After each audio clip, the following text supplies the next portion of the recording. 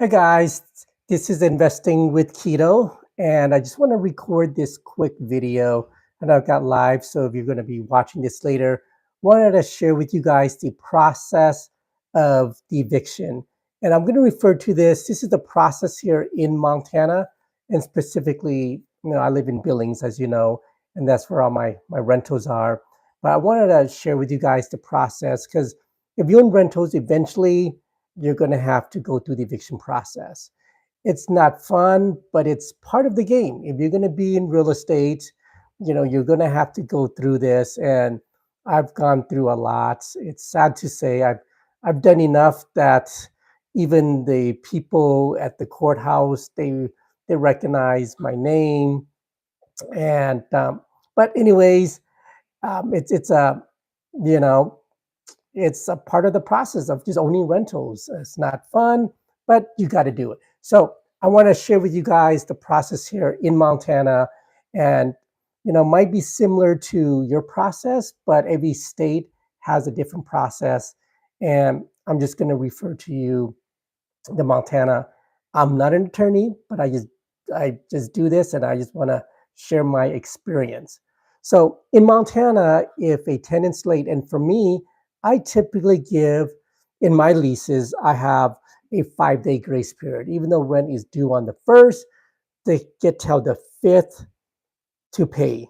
And after the fifth, I charge them a late fee, and then I start the eviction process. So after the fifth, they do not pay. In Montana, we send what's called a 3-day pay or vacate. Basically, it's a paper that states, you know, how much the rent is and that they need to pay their rent within the 3 business days. And if they don't pay, they need to vacate.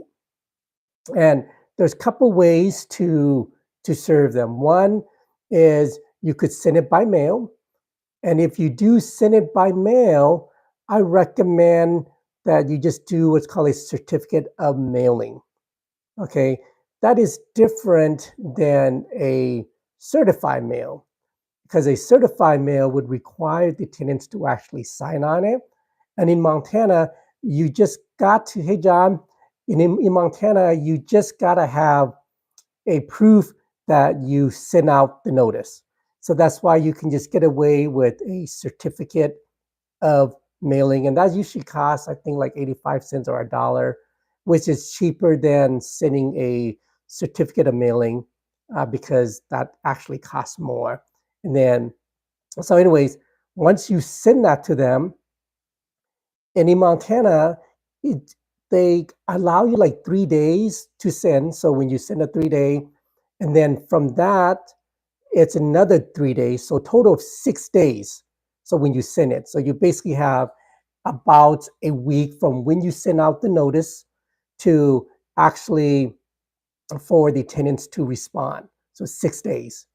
If they don't respond to you, right, you could basically, this is when you actually start the process of actually getting them served by filing the paperwork with the court system.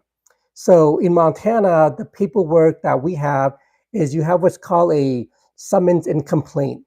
Basically, it's a paperwork that states your name, the tenant's name, and what you wish to do, basically.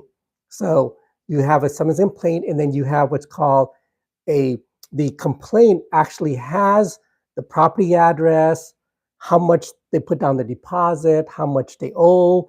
And so you basically have to file those the the uh, the summons, which is the eviction, and then the complaint for possession. And then when you file that paperwork, you have to show proof that you sent the tenant a notice, right? Whether that's by mail, or you could actually, in Montana, you can actually basically hand deliver it by posting it on the door. And then typically when I post it on the door, I'll take a picture of it, and then I will show them like when I send it to them. So I can show the courts I did send it on this date, and I usually put a timestamp on there on what time that we post a notice. So this way the courts know that they have it, right? And once they get it, then you file out your paperwork, you send it to the courts, and when the judge signs off, this is when you can officially, you have to serve the paperwork over to the tenants, right? So you can either use a sheriff or a service processor, okay? And once they get officially served, the tenants have 5 business days, okay? They have 5 business days in order to respond, okay? Now, the thing is, if they respond to court, one of two things will happen. Once they respond to court, what happens is the judge, the courthouse, will set a time, and in Montana, is usually about 10 days, give or take, depending on how busy the courts is. Now, if they don't respond, which is what I like, which is then you could file for a default. And with a default, basically you motion for default, and the judge will grant you possession of the property, which then you could take and serve the tenants and take possession of the property. And that typically is how it works here in Montana. And so if you do set a court, like I said, it could take up to 10 days, 10 business days for the court to set. So if it goes fast, by the time you send it out, so you have about a week from the time you send it out by mail for them to respond. If they don't respond, you could file for default. And once you file for default, then you could take possession of the property, serve it to the tenants. The tenants can go out immediately. If they do not, if they do respond, the courts in Montana will typically set a hearing within 2 weeks.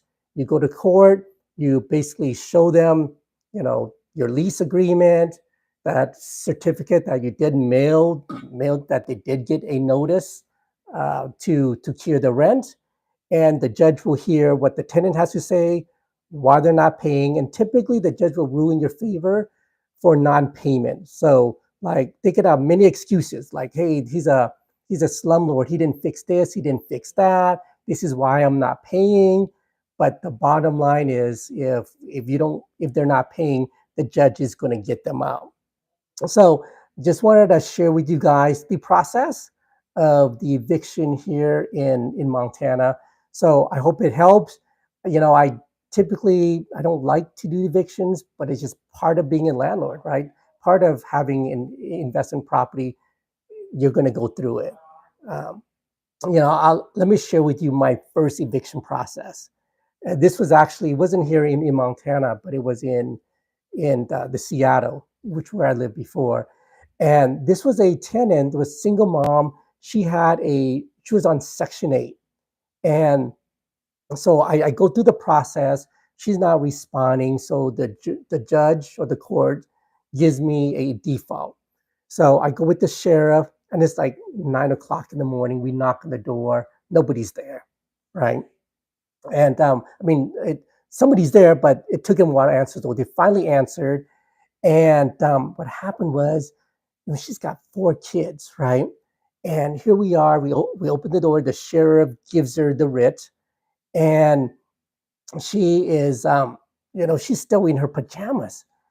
But the judge gives her like an hour to leave, and it was really sad for me. My first eviction, having to see her and her 4 kids leave the property, and they left a lot of stuff behind. They couldn't take too much.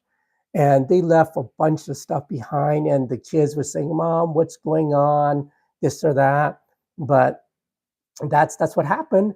So, and it was sad. I didn't like it, but that's what happens. You don't pay your rent. There's a process for them to leave, and it's not like they get kicked out immediately. It's a process, just like I explained to you guys here in Montana. There's a process. You send the 3-day notice, right? They have a chance to respond, and if they do respond to the court, then the court will have a hearing.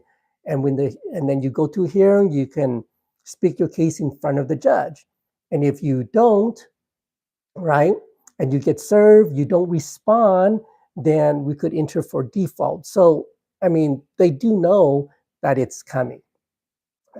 All right, guys, just wanted to share with you guys the process here in Montana. I hope that helps. It's something, it's not, like I said, it's not fun, but if you have any rentals, chances are you are going to go through an eviction process, and whatever your process is in your state, just follow the process. You could do yourself. So what I did, I just did it myself. I followed the process, or you could hire an attorney to do it. Um, that typically costs more. On the average, if you do hire an attorney, it's going to cost you anywhere from $800 to $1,200 to have an attorney do it. Or if you do it yourself, it doesn't, it will cost you about $300 total, because in Montana, at least in where the city I live, costs $50 to file, and then $125 to get them served. And once they're served, and then when you get the writ, it's another $150, so about $250 total, with servicing fees and then your court fees. So for about $300, you can do that yourself if you feel comfortable. Like, just follow the process. I noticed, like, our court system, they're pretty helpful, because the first time I did it, they basically kind of stepped me through the process. And it was intimidating at first, but once I did it, it wasn't bad. Or like I said, you could just hire an attorney. They could do all that for you, but just don't get intimidated. Just kind of go through the process and just see for yourself. Like I said, if you have like a lot, like just this month, I'm doing 2 evictions right now. So if I hire an attorney, that would, cost me almost like $2,500. Just do it myself, it's going to cost a couple $100. So depending on what your comfort level is, but always seek legal advice if you're not comfortable with what you're doing.